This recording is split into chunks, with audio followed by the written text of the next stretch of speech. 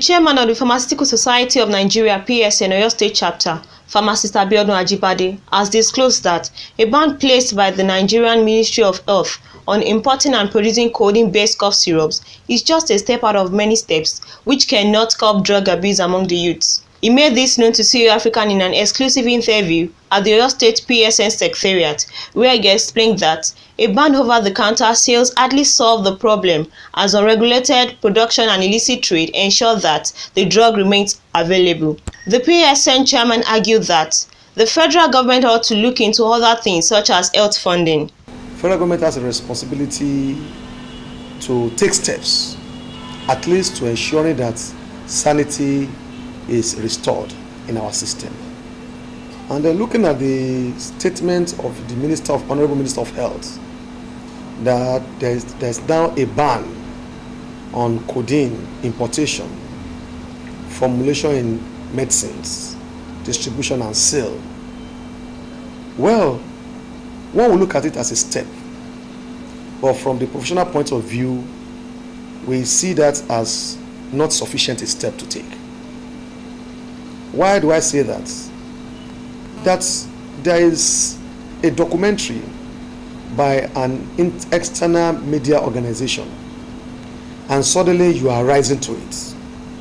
What have they been doing to every form of local advocacies that Pharmaceutical Society of Nigeria has been making regarding the issues bordering about drug use, drug abuse in Nigeria?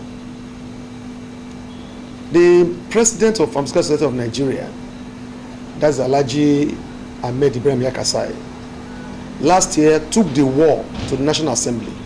That something has to be done because the level of drug abuse in the nation is alarming.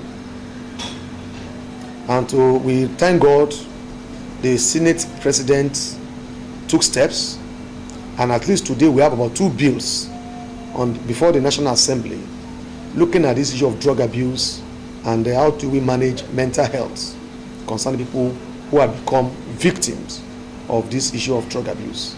So when you look at the banning on codeine by the Minister of Health as federal government pronouncement on that particular circumstance we're talking about, you will agree with me it is not a sufficient step government should take. Pharmacist Ajibade further explained that drug abuse has been in existence for long and codeine is not the only drug being abused. We have not seen very good political will in this perspective. What are we going to say again? We have various court injunctions. Because our courts, anybody that taken it to the court will be hard. And because of that, people are taking advantage of that loophole to bring frivolous injunctions. Just go to court to just go there and go and sue Pharmacists Council of Nigeria for doing their work, and by virtue of that they will be handicapped until that judgment, that court's or that case is dispensed with. In the last 10 years plus, we have had various court injunctions restraining the functions of PCN, and this has led to inability of Pharmacists Council of Nigeria to properly regulate this group of people called patent medicine vendors. As at 12 years ago, we have just less than about 50,000 of these vendors. In the last 10 years, when these court injunctions reigned, we have had an alarming number of these patent medicine dealers running to millions.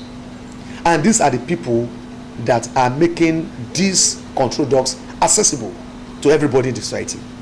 Pharmacist Ajibade encouraged youth to stop getting addicted to drugs, as drugs are agents of mass destruction. These drugs, we are calling them, they are poisons, they are agents that can bring about mass destruction.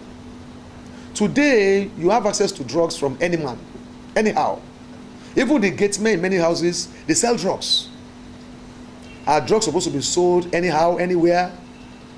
Today, we have widespread open markets where drugs are sold, where there's no restriction to anybody that wants to buy them. How dare would these youths not have undue access to these drugs?